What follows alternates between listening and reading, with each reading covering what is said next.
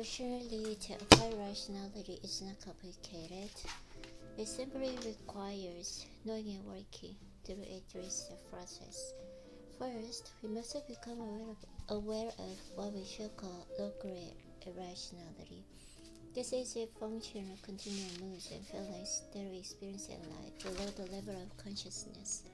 When you plan or make decisions, we are not aware of how deep these moods and feelings skew the thinking process. They create in our thinking pronounced biases that are so deeply ingrained in us that we see evidence of them in all cultures and periods of history. These biases, by distorting reality, lead to the mistake and in fact the decisions that flag our lives. Being aware of them, we can begin to counterbalance their effects. Second, we must understand the nature of what we shall call high-grade irrationality. This occurs when our emotions become inflamed, generally because of certain pressures. As we think about our anger, excitement, resentment, or suspicion, it intensifies into a reactive state. Everything we see or hear is interpreted through the lens of this emotion. We become more sensitive and more prone to other emotional reactions. Impatience and resentment can bleed into anger and deep distrust. These reactive states will lead people to violence, to many obsessions, to uncontrollable greed, or to desire to control another person. This form of irrationality is a source of more acute problems, crises, conflicts, and disastrous decisions. Understanding how this type of irrationality operates can allow us to recognize the reactive state as it is happening and pull back before we do something we regret.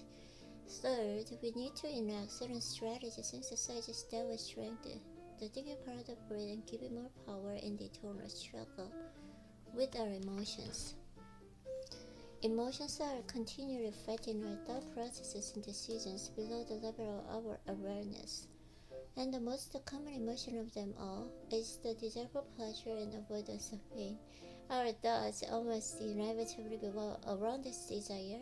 We simply recoil from entertaining ideas that are unpleasant or painful to us.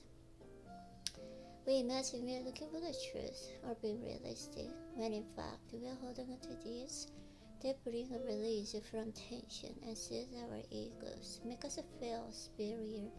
This applies the principle of thinking as the source of all of our mental biases. If you believe that we are somehow immune to any of the following biases, it is simply an example of the pleasure principle in action. Instead, it is best to search and see how they continue to operate inside you, as well as to learn how to identify such irrationality in others. Confirmation bias. I look at evidence and arrive at my decisions through more or less rational processes. But because of the pleasure principle and its unconscious influence, we manage to find evidence that confirms that we want to believe. This is known as confirmation bias. In the end, people want to hear their own ideas and preferences confirmed by an expert opinion that will interpret what you say in light of what they want to hear, and if your advice runs counter their desires, that will find some way to dismiss your opinion, your so-called expertise. The more proper the person, the more they're subject to this form of the confirmation bias.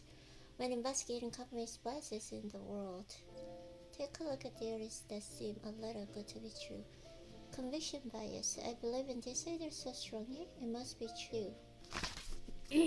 Those, on the other hand, who express nuances, whose tone is more hesitant, reveal weaknesses and self-doubt. They are probably lying, or so we think. These biases make us susceptible to salesmen demagogues who display convictions as way to convince and deceive.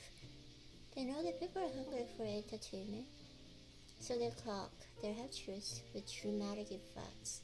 Appearance bias. I understand the people of the world. I see them just as they are. We see people not as they are, but as they appear to us. And these appearances are usually misleading. First, people train themselves in social situations to present the front that is appropriate and that will be judged positively. They seem to be in favor of novelist causes, always presenting themselves as hardworking and conscientious. We take these matters for reality. Second, second, we are prone to fall for the halo effect. When we see certain negative or positive qualities in a person, social awkwardness, intelligence, other positive and negative qualities are implied that fit with this. People who are good-looking generally seem more trustworthy, particularly politicians. If a person is successful, we imagine they're probably also ethical, conscientious, and deserving of their good fortune. This obscures the fact that many people who have gotten ahead done so through less than moral actions, which they cleverly disguise from view. The group bias. My ideas is my own. I don't listen to the group. I'm not a conformist. We are social animals by nature. The feeling of isolation, of differentiating from the group, is depressing and terrifying. We experience tremendous relief when we find others who think the same way we do. In fact, we are motivated to take up ideas and opinions because they bring us this relief. We are unaware of this pull and so imagine we have come to certain ideas and are completely on our own. If you would ever admit this influence under the patterns, the blame bias, I learn from experience and mistakes. Mistakes and valid illicit the need to explain. We want to learn the lesson and not repeat the experience. But in truth, we do not like to look too close at what we did. Our introspection is limited. Our natural response is to blame others, circumstances, and momentary lapse of judgment. The reason for these biases is that it is often too painful to look at our mistakes. It calls into question our feelings of superiority. It pokes in our egos. Superiority bias. I'm different, I'm more rational than others, more ethical as well. People would say this to people in conversation. It sounds arrogant, but in numerous opinion polls and studies, when asked to compare themselves with others, people generally express an variation of this.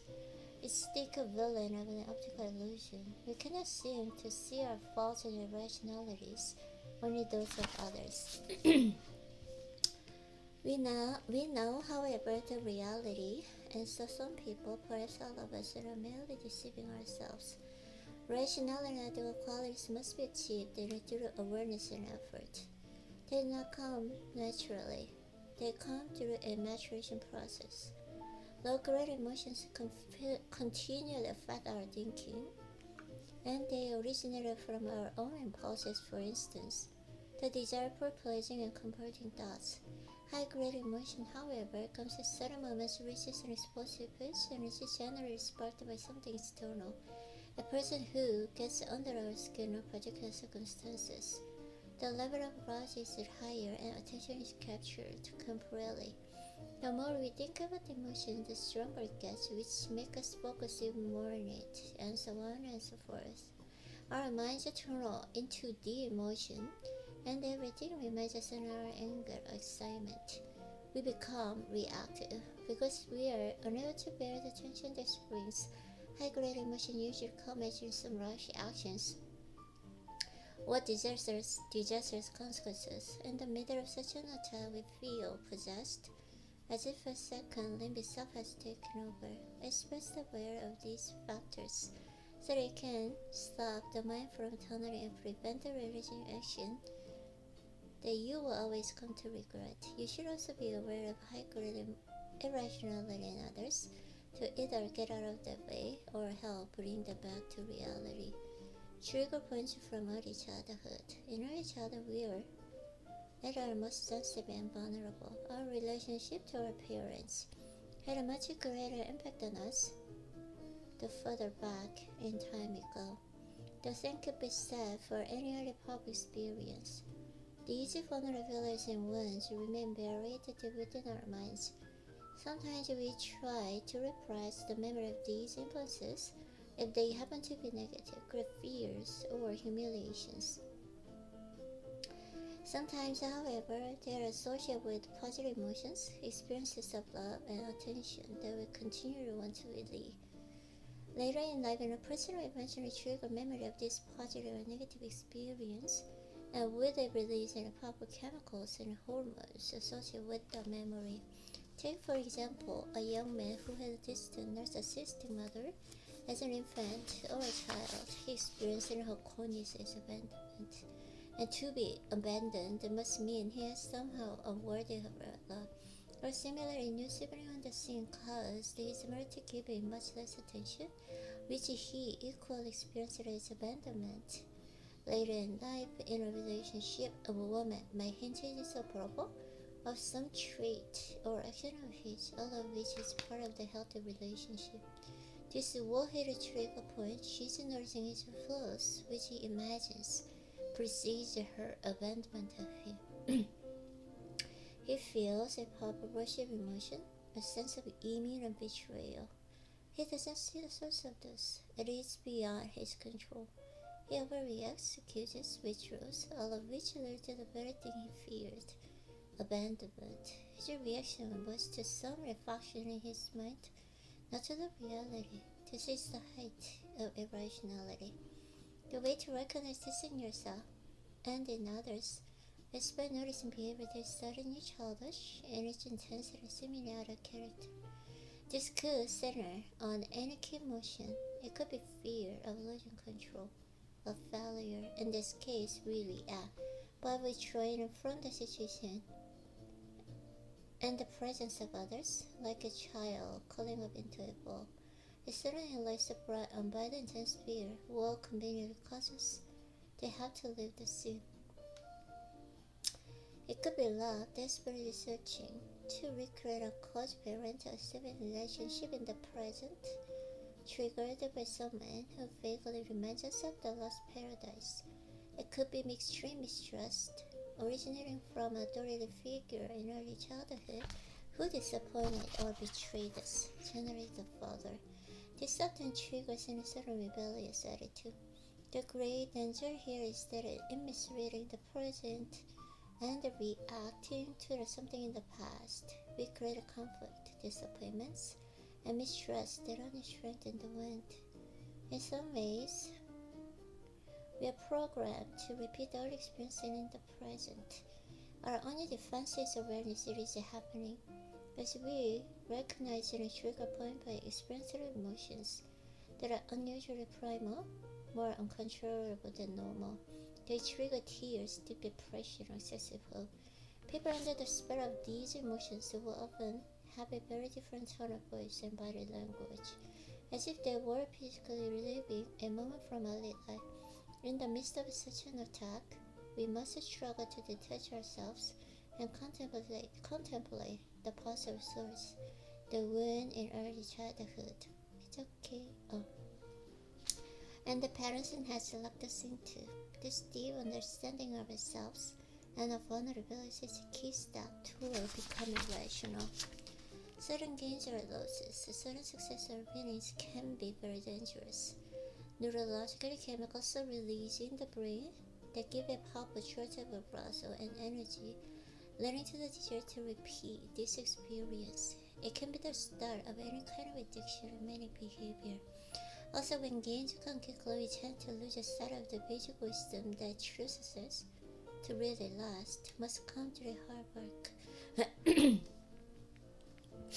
We acquire feelings of grandiosity. We become especially resistant to anyone who tries to warn us. They don't understand, we tell ourselves, because this cannot be sustained.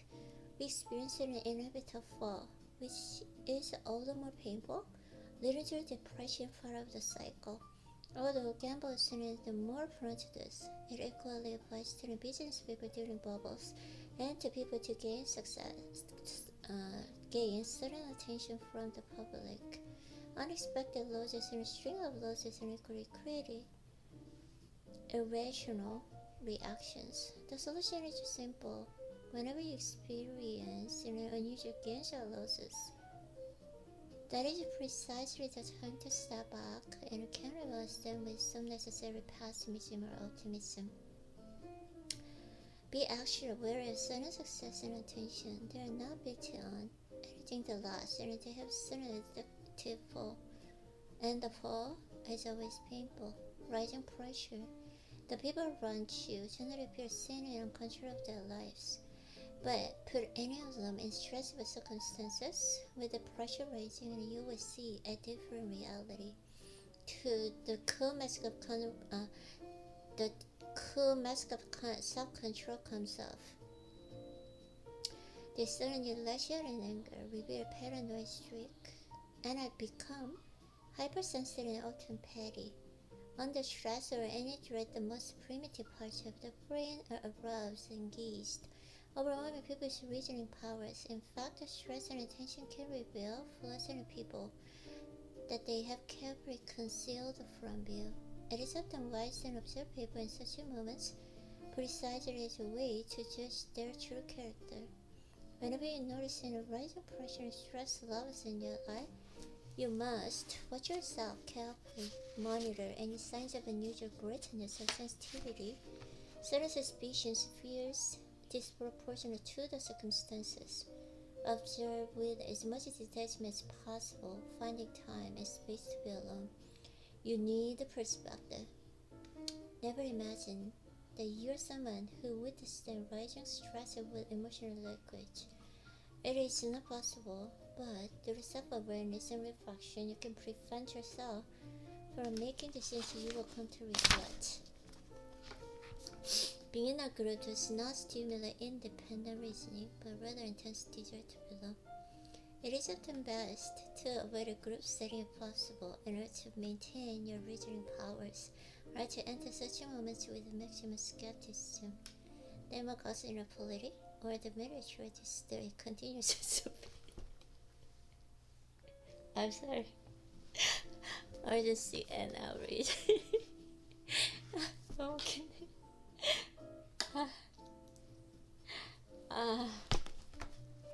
Suddenly just popped in my head what happened in class yesterday. That's why I made a mistake, so it's so funny. Okay, then must indicate the emotional level side. Your defense is simple. Consider your reasoning powers, your ability to think for yourself, your most precious possession. Resent any kind of intrusion upon your independent mind by others. When you feel you are in the presence of demagogue, become doubly wary and analytical. Rationality is something to be acquired by individuals. First and foremost, its existence throughout the history and in all causes of people of high rationality, the types who have made progress possible. Warren Buffett, to name but a few, all of these types share certain qualities: a realistic separation of themselves and their weaknesses, a devotion to truth and reality, a tolerance toward people, and the ability to reach goals that they have set. The second factor is that almost all of us, at some point in our lives, have experienced moments of greater rationality. This often comes with what we shall call maker's mindset. We have a project to get done, perhaps to beat a deadline. The only emotion we can afford is excitement and energy. Other emotions simply make it impossible to concentrate. Because we have to get results, we become exceptionally practical. We focus on the work, our mind calm and our ego not intruding. Emotions will be resented. These moments, as fleeting as in a few weeks and hours, reveal the rational self that is waiting to come out. It just requires some awareness and some practice. Know yourself thoroughly. The emotional self thrives in ignorance. The moment you are aware of how it operates and it dominates you is the moment it loses a hold on you and can be tamed. Therefore, your first step toward the rational is always inward. You want to catch the emotional self in action. For this purpose, you must reflect on how you operate under stress. What particular weaknesses come out in such moments? The desire to please, to bully or control, develop some mistrust, Look at your decisions, especially those that have been ineffective. Can you see a pattern, an underlying insecurity that impacts them? Examine your strengths, what makes you different from other people. This will help you decide upon goals and match you with your long-term interests, and that are aligned with your skills. By knowing and valuing what marks you as different, you will also be able to resist and pull out the group bias and effect.